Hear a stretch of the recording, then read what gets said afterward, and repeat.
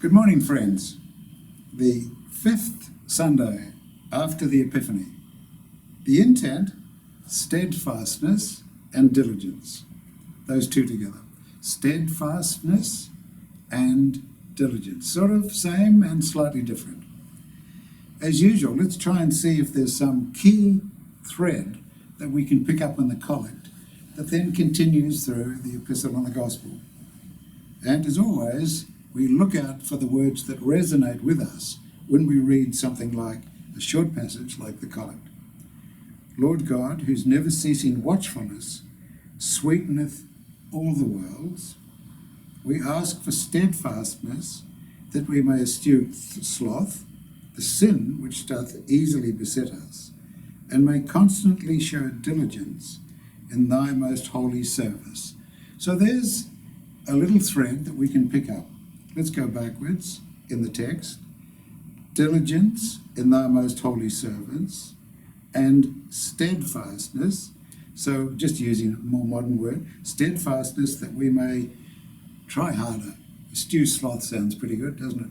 But it's old English, and sometimes it's a little bit hard to get our tongue around it, particularly if our tongue wants to eschew sloth. So when we think about this steadfastness, what does that come to mind? It means regular attendance to something, doesn't it? Regular attendance to duty. So there's all sorts of ways to get into a good habit. It's exactly the same way as getting into a bad habit. It's identical. If you want to get into a bad habit, do it regularly. If you want to get into a good habit, do it regularly. How long? Well, some people say this, some people say that. My experience is if you can do something regularly for about 12 or 14 days, every day, you'll get into the habit of it. And then when you miss it, you'll actually feel like something's lacking, something of value is lacking. So steadfastness is a discipline, something that we just come to on day, going forward. And diligence is something just slightly sharper in sense of focus. Diligence then is the mindset that we use when we're going about the things that we've decided to do in a steady, regular way. And the Lord is never ceasing watchfulness sweeteneth all the worlds. It's a lovely expression, isn't it? So God is always with us. The cloud of watchers, if you like, the cloud of witnesses is something else. They're the recording angels that record everything that we do. This is for our own benefit.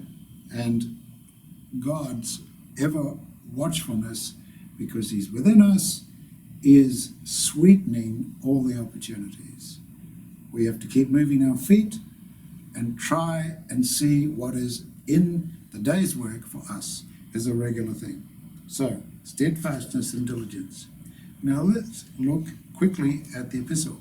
This is to the Hebrews, and it's a long passage, and what it basically says is keep doing the correct things. The writer of this passage is writing to the Hebrews and reminding them of everything that's happened in the past, and reminding them of what they've been taught in the past. They've been taught to do various spiritual exercises, and they've been taught to look after one another. They've been taught the importance of attending to all the words that Jesus left with them. And so this is a reminder. This letter is a reminder. And we can do the same thing, actually. We can sort of just picture ourselves, open the New Testament and say, all right, well, let's just say Jesus is talking to us, and which he is, and we just open somewhere in the New Testament, and like it's a letter being written to us from Jesus, and we read a passage in there. It might be from the Sermon on the Mount. It might be something like that. And so that's a regular engagement, in this case, with the words of Jesus, and they'll surely resonate here and there in the passage with you, and especially if you're diligent, if your focus is sharp every day, and you focus on that going through. So I recommend that to you. It's an exercise which is easily done, and you can do it first thing in the morning or in the evening or both, whatever. The Gospel is from St. Matthew, and there's a lovely passage here. This passage in St. Matthew is in the middle of other passages which are recorded. The story just prior to this story, which is related in the Gospel for today, is about the bridegroom and the brides waiting for the bride to arrive, and so on and so forth. So there's a series of, whatever you want to call them, aphorisms or stories. So we look very carefully at these stories for the deep lessons and the deep spiritual insights. And often it's at many levels. So maybe even just a couple of levels can bring great richness. So this is Jesus now relating to the people standing around. And he's trying to give ideas about the kingdom of heaven. Now, these people come from all sorts of backgrounds, all sorts of learnings, all sorts of sort of ways of looking at things. And so he has to keep telling different, doesn't have to, but he chooses to tell different stories, hoping that something will resonate with them. And so this is one of the many stories that he tells, often with the same message, which is trying to give the essence of the kingdom of heaven. The kingdom of heaven is like a man who is going to go traveling, and he gathers his servants to him. And he gives 1 5, and the currency for the day is talents, and it's rather nice that I can use that word in a different meaning. So we'll go with the denomination of money to begin with. He gives one of the servants 5 talents, another servant 2, another servant 1. So, and then off he goes. The master of the house goes. And then the servants react differently.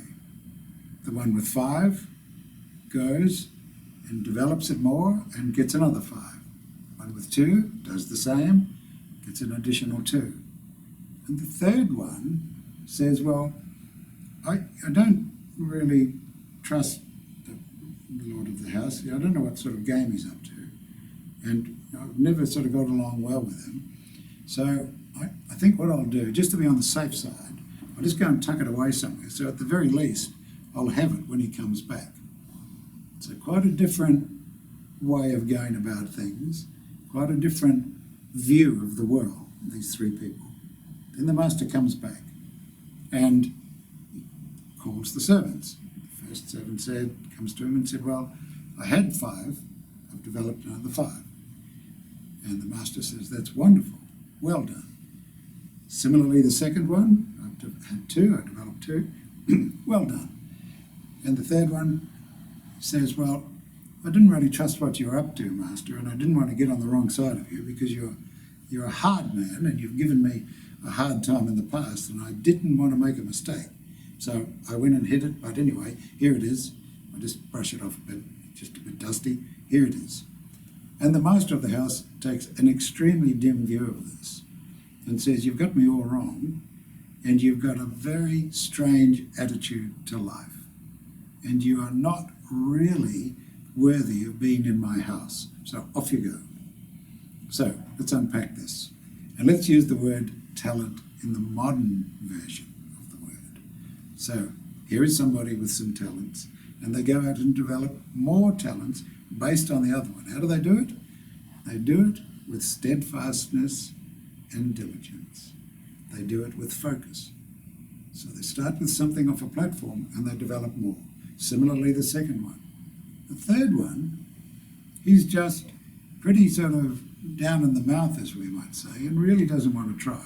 He's decided life's pretty ordinary. He's decided his life is pretty ordinary.